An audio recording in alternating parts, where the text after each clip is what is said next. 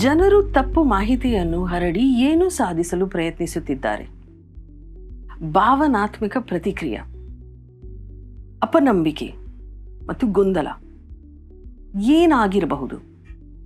ನಿಮ್ಮ ಸ್ನೇಹಿತರು ಮತ್ತು ಕುಟುಂಬದ ಸದಸ್ಯಗಳು ಒಳ್ಳೆಯ ಉದ್ದೇಶದಿಂದಲೇ ಆ ತಪ್ಪು ಮಾಹಿತಿಗಳನ್ನು ಶೇರ್ ಮಾಡುತ್ತಾರೆ, ಆದರೆ ಅದು ಸುಳ್ಳು ಮಾಹಿತಿ ಅಥವಾ ತಪ್ಪು ಮಾಹಿತಿ ಎಂಬುದನ್ನು ಅವರಿಗೆ ಗೊತ್ತಿರುವುದಿಲ್ಲ. ನಿಮಗೆ ಗೊತ್ತಿದೆಯಾ ಅಥವಾ ನಿಮ್ಗೆ ನೆನಪಿದೆಯಾ, ಬಾಲಿವುಡ್ ನಟಿ ಕೃತಿ ಸನನ್ ಜನಪ್ರಿಯ ಚಾಟ್ ಶೋನಲ್ಲಿ ಒಂದು ಟ್ರೇಡಿಂಗ್ ಪ್ಲಾಟ್ಫಾರ್ಮ್ ಅನ್ನು ಪ್ರಮೋಟ್ ಮಾಡ್ತಾ ಇದ್ದಾರೆ ಅಂತ ದೊಡ್ಡ ಸುದ್ದಿ ಆಗಿತ್ತು. ಆಗ ಅವರು ಇನ್ಸ್ಟಾಗ್ರಾಮ್ ಸ್ಟೋರಿಯಲ್ಲಿ ಅದಕ್ಕೆ ಪ್ರತಿಕ್ರಿಯಿಸಿ ಅವೆಲ್ಲ ಸುಳ್ಳು ತಪ್ಪು ಮಾಹಿತಿ ಅಂತ ಸ್ಪಷ್ಟವಾಗಿ ಹೇಳಿದರು. ಅದು ಫೇಕ್ ಮತ್ತು ಅದನ್ನು ಕೆಟ್ಟ ಉದ್ದೇಶದಿಂದ ಪ್ರಕಟಿಸಲಾಗಿದೆ ಎಂದು ಕ್ಲಿಯರ್ ಆಗಿ ಹೇಳಿದರು.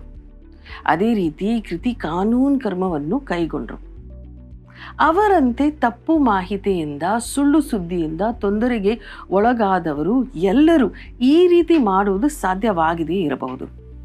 ಈಗ ಹೇಳಿ, ಕೃತಿ ಅವರು ಟ್ರೇಡಿಂಗ್ ಪ್ಲಾಟ್ಫಾರ್ಮಲ್ಲಿ ಭಾಗ್ಯವಿದ್ದಾರೆ ಅಂತ ನಿಮ್ಮ ಫ್ರೆಂಡ್ ಪೋಸ್ಟ್ ಮಾಡಿದರೆ ಆಗ ನೀವು ಏನು ಮಾಡ್ತೀರಿ? ಫಸ್ಟ್ ನೀವು ಏನು ಮಾಡ್ತೀರಾ? ಆ ಪೋಸ್ಟನ್ನು ನೋಡಿದ ಕೂಡಲೇ ನೀವು ಅದು ನಿಜವಾ ಅಥವಾ ತಪ್ಪು ಮಾಹಿತಿ ಎಂದು ಪರಿಶೀಲಿಸುತ್ತಾ ಫ್ಯಾಕ್ಟ್ ಚೆಕ್ ಮಾಡಬೇಕು. ಅದು ತಪ್ಪು ಮಾಹಿತಿ ಅಂದರೆ ನಿಮ್ಮ ಫ್ರೆಂಡಿಗೆ ಪರ್ಸನಲ್ ಆಗಿ ಮೆಸೇಜ್ ಮಾಡಿ. ಯಾಕೆ ಆ ಪೋಸ್ಟ್ ಅವರಿಗೆ ಮುಖ್ಯ ಎಂಬುದನ್ನು ಕೇಳಿ. ಆ ಪೋಸ್ಟಿಗೆ ಸಂಬಂಧಿಸಿದ್ದ ಮೂಲ ಯಾವುದೆಂದು ಅವರನ್ನು ಕೇಳಿ. ಅವರು ಏನು ಹೇಳ್ತಾ ಇದ್ದಾರೆ ಎಂದು ತಾಳ್ಮೆಯಿಂದ ಅವರಿಂದ ಕೇಳಿ. ಎಂಪತಿಯೊಂದಿಗೆ ಅಂದರೆ ಸಹಾನುಭೂತಿಯೊಂದಿಗೆ ಅವರ ಮಾತನ್ನು ಆಲಿಸಿ. ಅದು ನಿಮ್ಮ ಕಾಳಜಿಯನ್ನು ತೋರಿಸುತ್ತದೆ.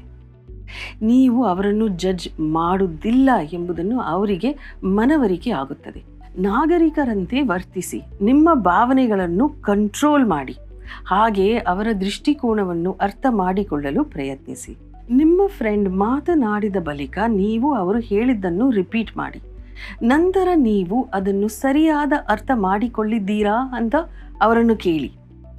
ಈ ರೀತಿ ನಿಮ್ಮ ದೃಷ್ಟಿಕೋನವನ್ನು ನೀವು ಶೇರ್ ಮಾಡಿದರೆ ಪರವಾಗಿಲ್ವಾ ಅಂತ ಅವರನ್ನು ಕೇಳಿ.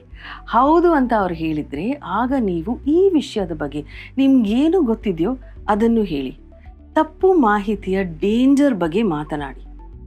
ತಪ್ಪು ಮಾಹಿತಿಯನ್ನು ಗುರುತಿಸುವುದು ಪ್ರತಿಯೊಬ್ಬರಿಂದಲೂ ಸಾಧ್ಯವಿಲ್ಲ ಎಂದು ಒಪ್ಪಿಕೊಳ್ಳಿ.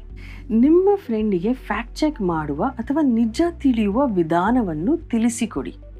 ಇಬ್ಬರೂ ಸೇರಿ ಮಾಹಿತಿಯನ್ನು ಪರಿಶೀಲಿಸು ಈ ವಿಧಾನವನ್ನು ಫಾಲೋ ಮಾಡಿ.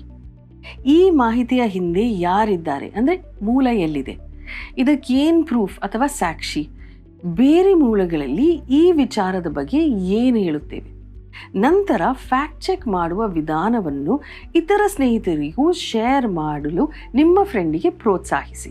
ನಾವು ಆನ್ಲೈನ್ನಲ್ಲಿ ನೋಡುವ ಮಾಹಿತಿಗಳ ಗುಣಮಟ್ಟವು ನಮ್ಮ ನಿಜ ಬದುಕಿನಲ್ಲಿ ತೆಗೆದುಕೊಳ್ಳುವ ನಿರ್ಧಾರದ ಮೇಲೆ ನೇರ ಪರಿಣಾಮ ಬೀರುತ್ತೆ ಎಂಬ ನೆನಪಿರಲಿ. ನೀವು ಆನ್ಲೈನ್ನಲ್ಲಿ ಮಾಹಿತಿ ನೋಡಿದ್ದ ಕೂಡಲೇ ಈ ರೀತಿ ನಿಜ ಸ್ಥಿತಿ ತಿಳಿಯಲು ಮುಂದೆವರಿದರೆ ನೀವು ರೆಸ್ಪಾನ್ಸಿಬಲ್ ಆಗಿದ್ದೀರಿ ಎಂದು ಅರ್ಥ. ಅದೇ ರೀತಿ ನಿಮ್ಮ ಮತ್ತು ಇತರರ ಬಗ್ಗೆ ಕಾಳಜಿ ಹೊಂದಿದ್ದೀರಿ ಎಂದು ತಿಳಿದುಕೊಳ್ಳಬಹುದು.